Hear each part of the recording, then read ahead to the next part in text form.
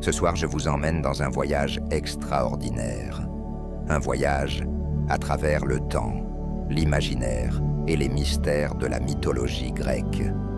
Nous allons explorer le mythe de l'été, cette rivière légendaire du monde souterrain, dont les eaux possèdent un pouvoir fascinant, celui d'effacer les souvenirs.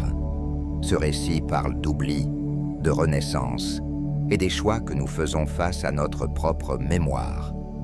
L'été n'est pas qu'une rivière, c'est aussi un symbole, une invitation à réfléchir sur ce que nous portons en nous et ce que nous choisissons de laisser derrière. Mais avant de plonger dans cette histoire, prenons un moment pour nous préparer. Vous êtes ici pour vous détendre, pour laisser le tumulte de votre journée s'éloigner doucement. Alors, installez-vous confortablement. Trouvez une position dans laquelle vous vous sentez bien, que ce soit allongé ou assis. Prenez une profonde inspiration et relâchez doucement. Fermez les yeux si vous le souhaitez, ou laissez-les se poser sur un point fixe. Imaginez que chaque respiration vous rapproche d'un état de calme profond. À l'inspiration, sentez un air pur et apaisant entrer en vous. Et à l'expiration, relâchez toutes les tensions, comme si elles se dissipaient dans l'air autour de vous. Visualisez maintenant un monde ancien, un monde mythique, où les dieux et les mortels cohabitent. Imaginez une lumière douce et tamisée, le calme d'un endroit secret, enfoui sous la surface du monde. C'est là que nous allons ce soir, dans un lieu empreint de mystère et de sérénité. Laissez-vous porter par mes mots, comme une rivière tranquille qui glisse doucement sous la lueur des étoiles. Vous êtes prêts? Laissons maintenant l'histoire de l'été vous guider, dans les profondeurs insondables du monde souterrain grec, loin de la lumière du soleil et des bruits du monde des vivants. Il existe une rivière mystérieuse. On l'appelle l'été. Son nom, en grec ancien, signifie « oubli ». Mais ce n'est pas une rivière comme les autres. Les eaux de l'été possèdent un pouvoir étrange et redoutable, celui d'effacer les souvenirs. Boire à cette rivière, c'est abandonner son passé, ses joies, comme ses peines, pour plonger dans un silence intérieur, un vide, ou peut-être une libération.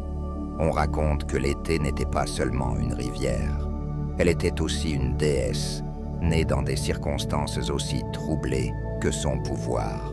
Sa mère, Eris, la déesse de la discorde, était célèbre pour semer le chaos partout où elle passait. C'est elle qui, par exemple, lança la fameuse pomme de discorde qui déclencha la guerre de Troie. Mais, au cœur de ce chaos, Eris donna naissance à l'été, là où la discorde divise et exacerbe les tensions. L'été, elle, incarnait l'inverse. Le calme, le silence, l'effacement. Dès sa naissance, son pouvoir se manifesta. Là où Eris provoquait des querelles entre dieux et mortels, l'été calmait les esprits par une simple caresse, effaçant toute mémoire des conflits qui avaient éclaté. Mais son pouvoir n'était pas toujours bien reçu. Imaginez perdre des souvenirs précieux, des moments heureux qui constituent l'essence même de votre vie. Pourtant, dans un monde marqué par le tumulte des passions, l'été apparaissait aussi comme un refuge, une promesse de repos pour les âmes fatiguées. Zeus, le roi des dieux, intrigué par ce pouvoir singulier, décida de donner à l'été une mission. Il l'envoya dans le royaume souterrain, là où régnaient Hadès et Perséphone, pour y surveiller une rivière qui porterait son nom. Cette rivière devint bien plus qu'un simple cours d'eau. Elle était une frontière entre deux états, la mémoire et l'oubli. Elle devint un élément central dans le cycle de la vie et de la mort, et toutes les âmes y étaient confrontées un jour ou l'autre. Imaginez un instant une âme, fraîchement libérée de son enveloppe charnelle. Elle erre dans l'obscurité, troublée et inquiète, encore attachée aux souvenirs de sa vie passée. C'est alors qu'elle rencontre Charon, le passeur des âmes. Charon, avec son bateau branlant, est une figure austère mais nécessaire. Son rôle est de guider ces âmes perdues vers leur destinée. Il les conduit à travers les eaux noires du fleuve Achéron, une traversée silencieuse, pesante, jusqu'à ce qu'ils atteignent les rives de la rivière Léthé. Ici, le voyage prend un tournant décisif. L'âme, encore remplie de souvenirs, d'amour, de regrets, se tient devant les eaux cristallines. Elle doit accomplir un rituel essentiel, boire de cette rivière. En buvant cette eau, l'âme efface toute mémoire de sa vie passée. Ce n'est pas un choix, c'est une étape nécessaire, car sans cet oubli, elle ne pourrait jamais avancer. La vie précédente doit être laissée derrière elle pour permettre une renaissance. Certains récits disent que les âmes hésitent parfois. Elles craignent de perdre ce qu'elles considèrent comme des trésors précieux, les visages aimés, les moments marquants.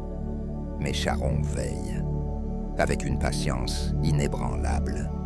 Il les encourage à avancer. Une fois qu'elles ont bu l'eau de l'été, un calme profond s'installe en elles. Elles ne se souviennent plus de qui elles étaient, mais elles ne portent plus non plus le fardeau de leur passé. Cependant, tout le monde ne traverse pas cette épreuve de la même manière. Dans certaines versions du mythe, il est dit que les âmes peuvent boire en excès, oubliant trop de choses, au point d'effacer des parties d'elles-mêmes qui étaient essentielles. D'autres, au contraire, essaient de ne boire qu'une gorgée, espérant conserver une trace de leur ancienne vie, une vague réminiscence qui pourrait leur servir dans la suivante. Mais ces choix sont rarement judicieux. L'oubli, dans toute sa complétude, est ce qui leur permet de renaître librement, sans être accablés par les échecs ou les tragédies passées. L'été n'influence pas seulement le monde des morts. Son pouvoir s'étend parfois aux vivants, bien que cela soit plus rare. Prenons l'exemple de l'oracle de Trophonios, un lieu mystérieux situé en Béotie. Cet oracle était célèbre pour les visions prophétiques qu'il offrait à ceux qui venaient le consulter. Mais accéder à ces révélations n'était pas simple. Les pèlerins devaient d'abord accomplir un rituel précis avant d'entrer dans la grotte sacrée où résidait l'oracle. Ils buvaient 2 eaux, celle de l'été pour oublier leurs préoccupations terrestres et celle de Mnémosyne pour retenir les messages divins qui leur seraient offerts. Ce rituel symbolique montre bien le rôle ambivalent de l'oubli. Il ne s'agit pas simplement d'effacer ce qui est douloureux ou pesant, mais aussi de créer un espace de clarté mentale. L'été permettait aux mortels de mettre de côté les distractions de leur quotidien, d'alléger leur esprit pour accueillir quelque chose de plus grand, de plus profond. Mais l'oubli est-il vraiment une bénédiction? Cette question, les Grecs eux-mêmes se la posaient. Dans le célèbre mythe de l'air, raconté par Platon dans La République, on découvre que certaines âmes, en préparation pour leur prochaine vie, buvaient trop de l'eau de l'été. Elles effaçaient tout, absolument tout, y compris les leçons apprises au cours de leurs précédentes existences. En conséquence, elles étaient condamnées à répéter les mêmes erreurs, à revivre les mêmes épreuves, incapables de progresser. Ce paradoxe illustre bien la dualité du mythe de l'été. L'oubli peut être une délivrance, mais il peut aussi être une perte. Il libère, mais il efface. Il apaise, mais il dépossède.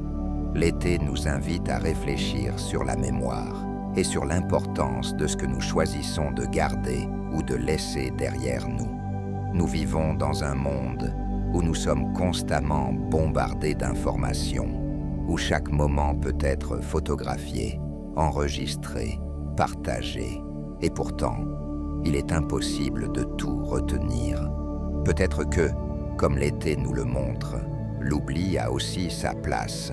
Maintenant que cette histoire s'achève, prenez un instant pour laisser vos pensées s'apaiser. Fermez doucement les yeux si ce n'est pas déjà fait, et laissez votre esprit dériver comme une barque sur une rivière paisible. Imaginez les eaux de l'été qui murmurent doucement, glissant autour de vous. Elles emportent avec elles vos soucis, vos tensions, tout ce que vous n'avez pas besoin de porter. Inspirez lentement en vous imprégnant de ce calme et expirez en laissant tout s'éloigner. Prenez ce moment pour méditer.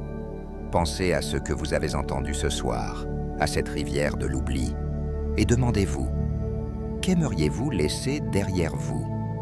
Qu'aimeriez-vous retenir? Restez là, dans ce calme, et laissez la musique vous envelopper. Laissez-la être votre guide, comme Charon menant sa barque sur les eaux. Et lorsque vous vous sentirez prêt, glissez doucement dans le sommeil, emportant avec vous ce sentiment de légèreté et de sérénité. Bonne nuit, et à bientôt pour un nouveau voyage.